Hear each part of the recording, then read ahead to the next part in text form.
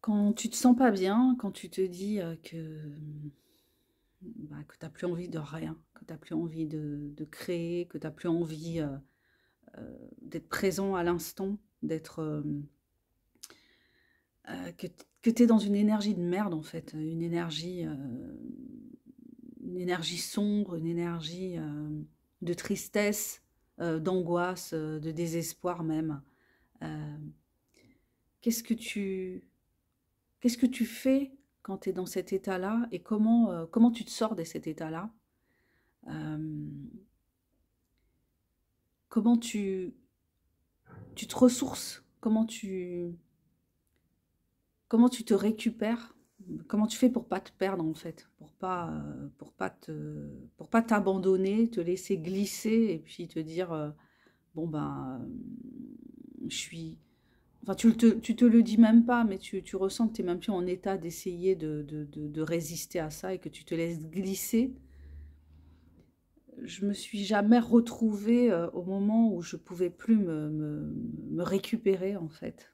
Je me suis jamais retrouvée au moment où je pouvais plus me récupérer et ça, c'est certainement grâce, au fait que j'écris, que je tiens mon journal comme j'ai déjà raconté, que j'écris aussi, que j'ai réussi à me lancer dans ce travail, d'écriture personnelle et puis, qui est devenu public, même si j'ai pas un grand public, mais voilà, c'est quand même devenu quelque chose de public.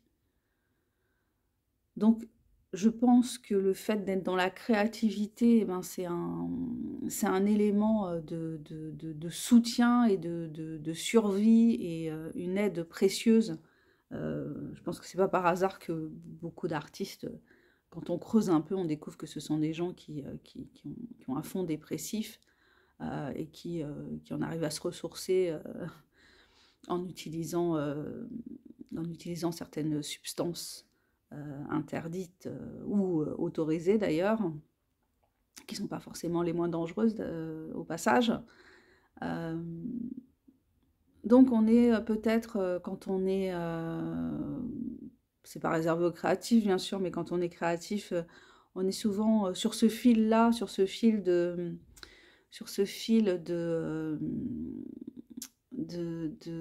la déprime, de la recherche de soi, de l'affirmation de soi, du fait de montrer, de montrer, mais de ne pas vouloir trop montrer, mais en même temps, ben, tu te donnes à voir d'une façon ou d'une autre du fait de tes créations et puis de vouloir les partager et puis de te dire ah ben je vais créer ma chaîne YouTube et puis je vais parler de mon travail sur ma chaîne YouTube, ce que plein d'auteurs ne font pas.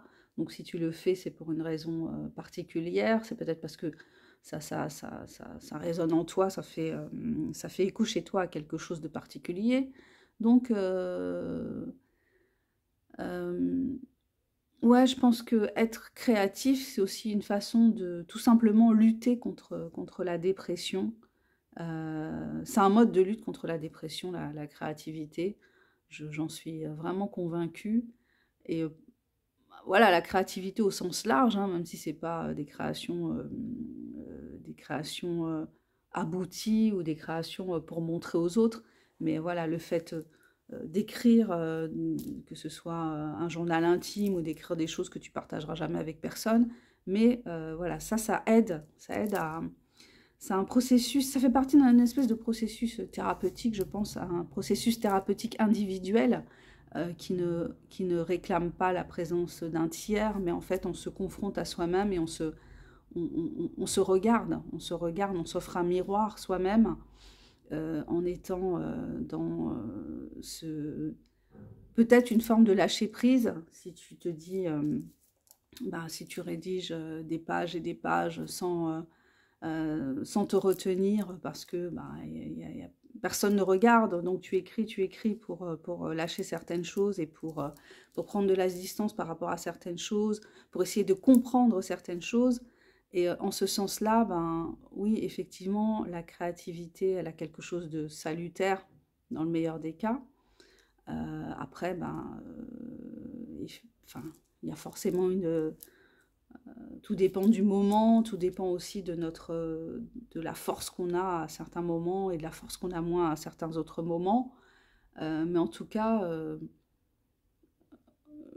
je vois ça à l'heure d'aujourd'hui, je vois ça comme une espèce de garde-fou, le fait d'avoir la possibilité d'être créatif et de se laisser aller à sa créativité, je vois ça comme une espèce de garde-fou, une barrière de sécurité, euh, un refuge pour ma santé mentale, pour le moment.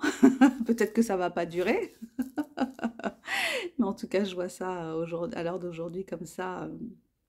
Voilà, que ça m'aide à faire face à certaines choses et à tenir le coup.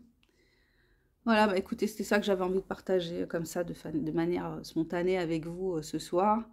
Je me présente pour ceux qui ne me connaissent pas, donc je suis Sandra Ganval, je suis écrivaine indépendante. Donc sur cette chaîne, eh bien, je partage avec vous des réflexions sur la création, par exemple, comme ce soir, à quoi ça sert d'être créatif, qu'est-ce que ça peut nous apporter à nous en tant qu'individus, comment ça peut nous aider à tenir face à la société, face à nous-mêmes, face à notre histoire personnelle, comment ça peut nous tenir, nous soutenir, nous porter, en fait, d'avoir la capacité, même pas de créer des histoires, mais de raconter notre histoire, de nous raconter notre histoire à nous-mêmes avec des mots.